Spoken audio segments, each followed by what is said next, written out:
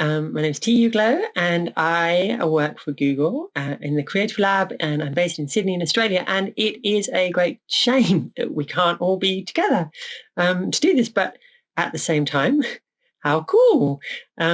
It's probably the first time I've had an opportunity to introduce or give any kind of opening comments at a virtual festival. And I think it's really exciting that Ulrich's doing this. So Ulrich wrote to me and said, I think the line said something like, "This is a total experiment." And then I spoke to him on the phone and he's like, "This is a total experiment." And I think it is a total experiment. This is a very interesting moment, a moment where we have had to stop our structured lives, stop behaving the way we behave, stop making assumptions about what is normal, what can be expected. You have to stop. And we have been stopped. And when that happens, anything can happen. We are capable of new thoughts, of new behaviors, of new practice. And we haven't even done it intentionally. And that makes it very exciting. I'm really struggling.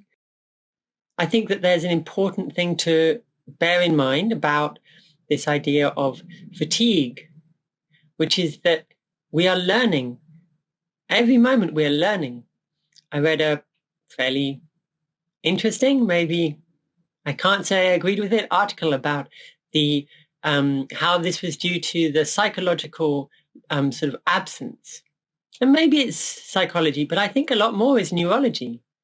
I think it's very interesting when we get to a place where we begin to use parts of our brain that we're not used to. The idea of being observed or having to remain focused, having to remain like conscious that you are on screen, that you are visible.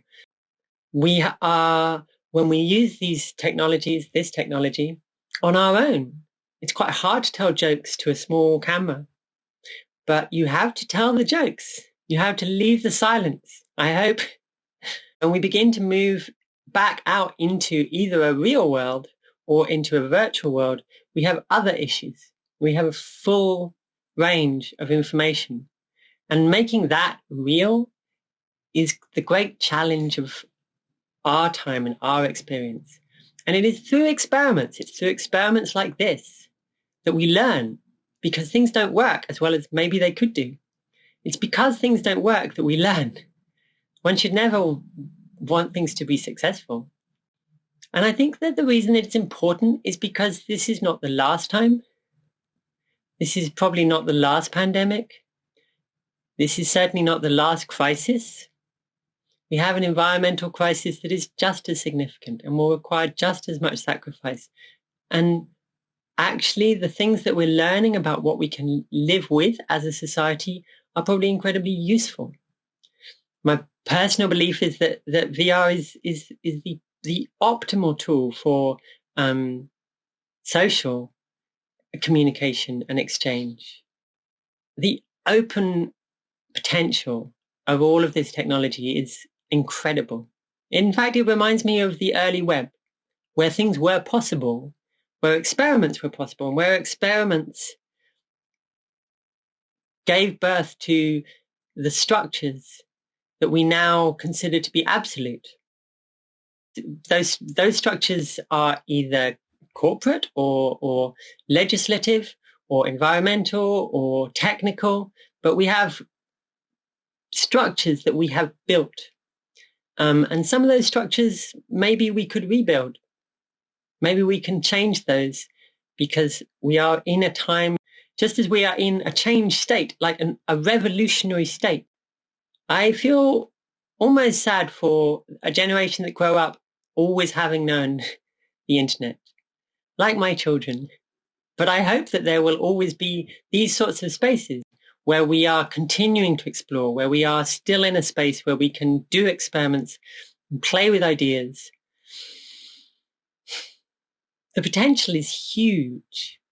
And you can't prescribe what you're going to do. You certainly can't guarantee what you're going to do. And this is very difficult for people who would like to write a contract, who would like to know with certainty But you can promise, you can assure, you can promise that what you do will be interesting and challenging and innovative.